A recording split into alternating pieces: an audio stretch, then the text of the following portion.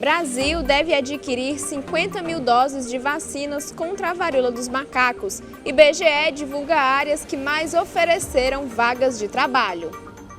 Ministério da Educação divulga o resultado da primeira chamada do ProUni. Caminhoneiros recebem hoje as 2 primeiras parcelas do auxílio.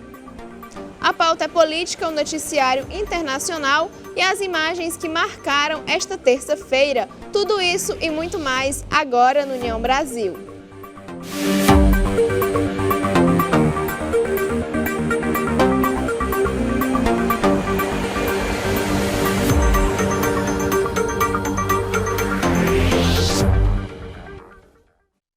Olá, boa noite, eu sou Érica Prado e começa agora o União Brasil. O ministro da Saúde, Marcelo Queiroga, afirmou nesta terça-feira, durante uma ação de campanha de vacinação contra a poliomielite em João Pessoa, que o Brasil deve adquirir 50 mil doses de vacinas contra a varíola dos macacos. Segundo o ministro, as vacinas serão adquiridas através da Organização Pan-Americana de Saúde e as primeiras doses serão usadas para imunizar profissionais de saúde que estão em contato direto com pessoas contaminadas. O Ministério da Saúde ainda não divulgou a precisão de quando a compra vai acontecer. Apesar da diminuição de vagas de emprego no Brasil, o Instituto Brasileiro de Geografia e Estatística, o IBGE, divulgou as áreas que mais ofereceram vagas de trabalho. Apesar do trimestre de abril a junho deste ano ter registrado a menor taxa de desemprego desde 2015 e também uma queda de 5,1% no rendimento médio real dos trabalhadores e um recorde de trabalhadores sem carteira assinada, no Brasil houve aumento em 9 áreas de atuação no mercado de trabalho: alojamento e alimentação, serviços domésticos, comércio, reparação de veículos automotores e motocicletas, construção, indústria geral, transporte, armazenagem e correios. Os dados de ocupação divulgados pelo IBGE não consideram apenas os empregos formais com carteira assinadas, mas também os trabalhadores informais. Entre os trabalhadores por conta própria, considera tanto aqueles com CNPJ quanto sem. E o Ministério da Educação divulgou nesta terça-feira o resultado da primeira chamada do programa Universidade para Todos, o ProUni 2022.2. Tanto a lista com os selecionados quanto o resultado individual ficarão disponíveis para consulta no Portal Único de Acesso. Os selecionados terão até o dia 17 deste mês para comprovarem as informações enviadas no ato da inscrição. Já o resultado da segunda chamada será divulgado em 22 de agosto, com matrículas entre 22 e 31 de agosto.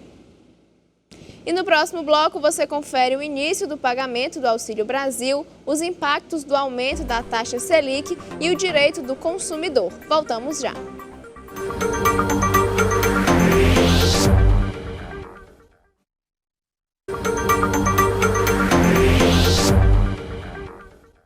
Tribunal de Contas da União multa Dallagnol e Janot por diárias na Lava Jato. Em reunião virtual ao STF, deve voltar amanhã reajustes de salários de ministros e juízes. Assuntos para a pauta política. A segunda Câmara do Tribunal de Contas da União decidiu por 4-0 que o ex-procurador Deltan Dallagnol, o ex-procurador-geral da República, Rodrigo Janot, a ressarcirem a União por gastos com diárias e passagens a procuradores durante a Operação Lava Jato. Eles terão que devolver mais de 2 milhões aos cofres públicos. O relator do processo, o ministro Bruno Dantas, votou a favor do ressarcimento aos cofres públicos, além de uma multa individual no valor de R$200 mil para cada um. O presidente do Supremo Tribunal Federal, ministro Luiz Fux, marcou para esta quarta-feira sessão administrativa virtual das 8 às 3 horas para votar o orçamento da Corte para 2023 e a proposta de reajuste de 18% no salário de todos os servidores e magistrados da Justiça. Se aprovado, o reajuste valerá também para os próprios salários dos ministros do Supremo. O valor hoje é de R$ 39.293,32, podendo superar os R$ 46 mil. E após divulgação de pesquisa pelo Datafolha em relação à compra de alimentos, especialistas falam sobre os direitos que o consumidor tem para casos abusivos em supermercados. Uma pesquisa do Datafolha mostra que quase 7 em cada 10 brasileiros estão em busca de produtos de marcas mais baratas, muitas vezes adquirindo alimentos de menor qualidade, perto do vencimento ou fora dos padrões tradicionais para economizar nas compras. Segundo o levantamento, 67% mudaram os hábitos de compra. São 61% os que foram em busca de marcas mais baratas e 29% os que compraram produtos próximos ao vencimento. Segundo o advogado especialista em direito do consumidor, Vladimir Rommel, é importante estar atento às promoções de produtos próximo ao vencimento. O fornecedor ele tem que ter muito cuidado na oferta desses produtos, porque o vencimento ele é uma média, uma estimativa de validade, né? Então, ali, às vezes, uma variação entre 2 dias antes do vencimento pode ser que, pelas condições até de conservação, esse produto não esteja apto para o consumo. E aí, no caso, pelo artigo 18 do Código de Defesa do Consumidor, o fornecedor ele responde por vício de qualidade do produto. Entre as pessoas que estão em busca de economizar para manter a comida na mesa está a Lúcia Neves. Eu tenho trocado sim a carne vermelha pela branca por conta dos valores que todos os dias é mais alto, e a gente troca alimento por outro alimento para driblar as situações da nossa mesa e não faltar o pão de cada dia. Vladimir Rommel faz uma observação importante em relação às substituições nos supermercados. Em relação ao consumo de soro de leite, sobras de carne, o consumidor ele só não pode ser induzido a erro, né, e confundir que ele está comprando leite, sendo que ele está levando soro. Isso aí já entra a questão do princípio basilar da defesa do consumidor, que é a informação ampla e direta ao consumidor. Então, o consumidor ele tem que ter acesso à informação direta de que é aquele produto que ele está consumindo, para ele não levar um similar de menor qualidade, né, achando que está levando o produto que ele está buscando. Sandoval Albuquerque, que é nutricionista, destaca que o valor nutricional de produtos compostos ou similares é diferente do produto em si e, inclusive, dá uma dica de substituição que garante um bom valor nutricional.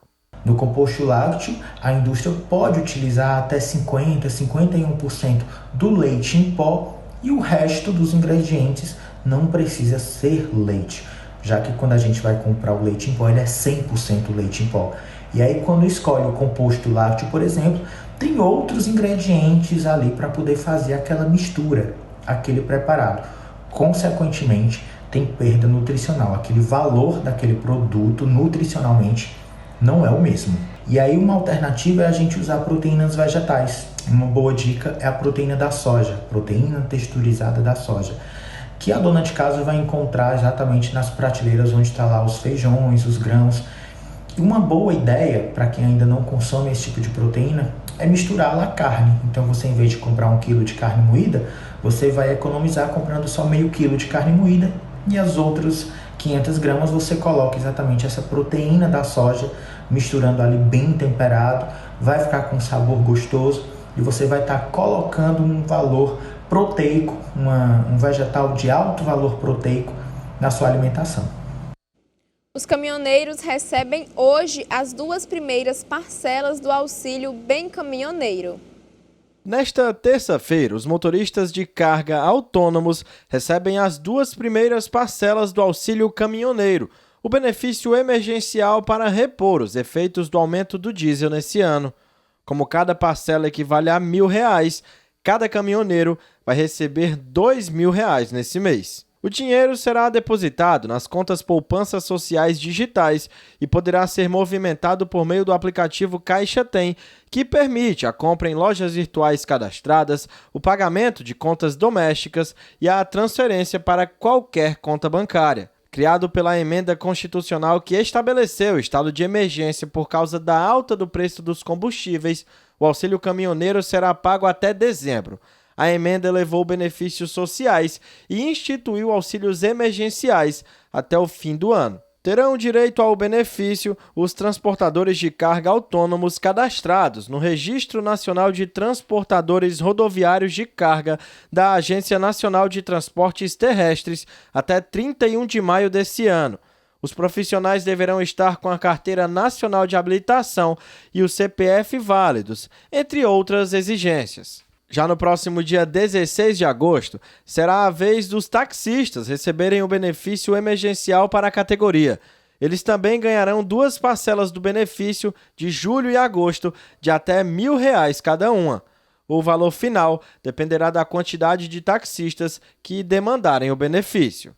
É importante ficar atento para o calendário de pagamentos nas seguintes datas: dia 9 de agosto, com pagamento em dobro, referente a julho e agosto, dia 24 de setembro, dia 22 de outubro, dia 26 de novembro e no dia 17 de dezembro.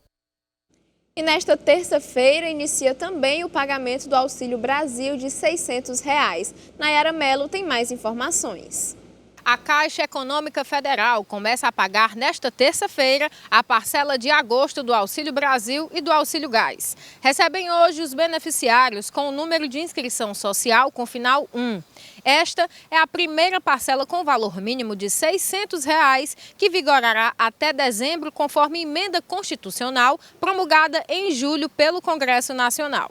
A emenda constitucional também liberou a inclusão de 2,2 milhões de famílias no Auxílio Brasil. Com isso, o total de beneficiários atendidos pelo programa sobe para 20,2 milhões a partir deste mês. O beneficiário poderá consultar informações sobre as datas de pagamento, o valor do benefício e a composição das parcelas em 2 aplicativos: o Auxílio Brasil, desenvolvido para o programa social, e o Caixa Tem, usado para acompanhar as contas poupanças digitais do banco. Com a Selic passando de 13,25% para 13,75% ao ano, especialistas apontam pontos negativos e positivos para a economia brasileira. No início deste mês, o Comitê de Política Monetária do Banco Central elevou novamente a taxa básica de juros, a Selic, em 0,5 ponto percentual, passando de 13,25% para 13,75% ao ano, no aperto monetário mais longo da série histórica. O economista Sérgio Mello destaca as razões dessas elevações. O Brasil e o mundo estão vivendo momentos de elevadas taxas de juros. Essas taxas foram aumentadas exatamente para conter o surto inflacionário que passamos a conviver, não só no Brasil, como em todo o mundo, a partir da pandemia da Covid.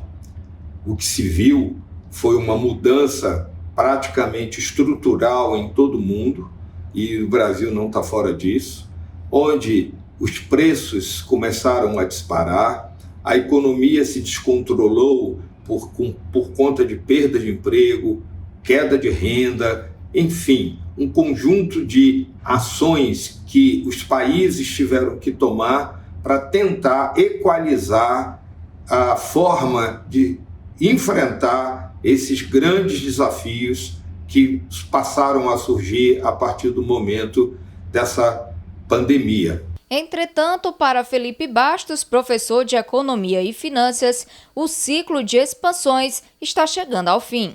A gente está entrando no fim de ciclo de expansões da taxa de juros, tá? Até porque a última informação que a gente tem em relação ao IPCA é que ele tem começado a ceder, embora ainda não de uma forma muito robusta, mas ele já está começando a desacelerar, tá? Sérgio Mello esclarece as vantagens dessas elevações na taxa de juros. Se nós temos uma inflação muito alta, o juro muito alto, isto faz com que o câmbio caia, porque juro alto atrai investimentos internacionais para a renda fixa. Com isso, o câmbio cai. Esse é o lado positivo. Reduzindo o câmbio, nós temos um efeito favorável para a inflação futura, porque os preços dos componentes ou das mercadorias que são importadas passam a ter um peso menor e, consequentemente, a médio prazo a inflação cai. Mesmo com esse lado bom do aumento da taxa de juros, Sérgio Mello enfatiza que essas elevações afetam a dívida pública. Por outro lado, juros elevados afetam a dívida pública. Quanto maior for a dívida pública, pior é a percepção do investidor externo em relação ao país. No próximo bloco, você confere as imagens que marcaram esta terça-feira e o noticiário internacional.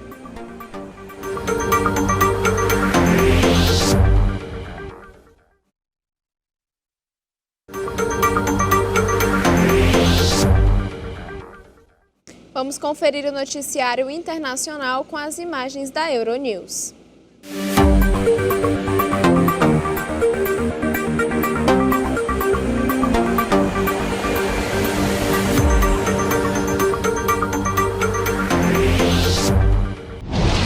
Os cubanos acordaram com apagões maciços na manhã desta terça-feira, com 40% da principal instalação de armazenamento de combustível do país destruída pelo que as autoridades dizem ter sido o pior incêndio da história de Cuba.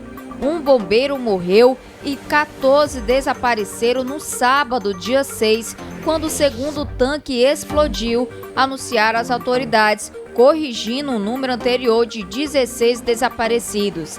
Na manhã desta terça-feira, mais helicópteros se juntaram ao esforço para apagar o fogo, junto com um barco de bombeiros enviado pelo México. As Forças Armadas de Taiwan dispararam mísseis nesta terça-feira. Taipei acusou Pequim de preparar uma invasão. A operação surge na sequência da operação militar da China em volta de Taiwan. Já Pequim anunciou que vai continuar os exercícios militares. Segundo o porta-voz do Ministério dos Negócios Estrangeiros chinês, a posição da China é legítima, razoável e legal, e as medidas são determinadas, fortes e proporcionais e visam avisar os perpetradores e punir as forças independentistas de Taiwan. Segundo o porta-voz, eles vão proteger de forma firme a soberania e a integridade territorial da China. O FBI executou um mandato de busca na mansão de Donald Trump em Palm Beach, na Flórida. Os agentes federais procuraram documentos confidenciais que podem ter sido levados para a casa do ex-presidente. Trump diz que o resort foi invadido. O ex-presidente estava em Nova York quando ocorreram as buscas. Ao confirmar a presença dos agentes federais, ele classificou o incidente como um ataque não anunciado. Disse ele que até arrombaram o cofre sem citar o que foi levado. Vamos conferir agora as imagens que marcaram esta terça-feira.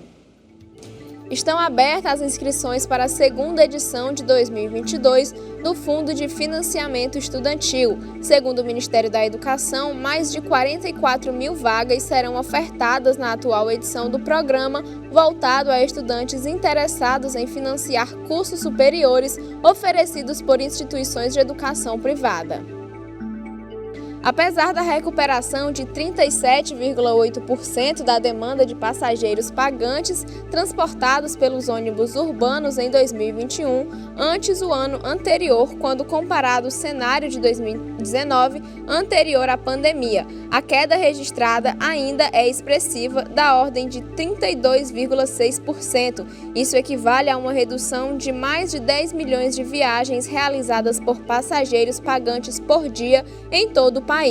Os dados fazem parte do anuário da Associação Nacional das Empresas de Transportes Urbanos 2021-2022, divulgado hoje em um seminário no setor da capital paulista. A Polícia Federal deflagrou hoje a Operação Persuasão, para investigar atos de aliciamento de funcionários de casas lotéricas para cometerem crimes de estelionato em detrimento do patrimônio da União. Segundo a PF, estão sendo cumpridos 2 mandados de busca e apreensão em Campo Grande. No esquema investigado, um aliciador entra em contato com funcionários de lotéricas, oferecendo oportunidades de obter ganhos financeiros. Entretanto, para ter esses benefícios, o funcionário precisa inserir dados falsos no sistema da lotérica para possibilitar aos fraudadores a prática de estelionato contra a Caixa Econômica Federal.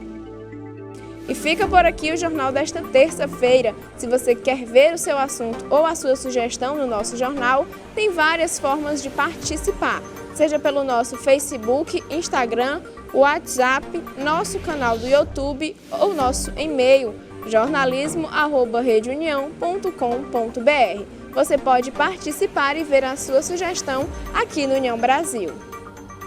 Muito obrigada pela sua companhia, uma ótima noite e até amanhã. União Brasil, informação além da notícia.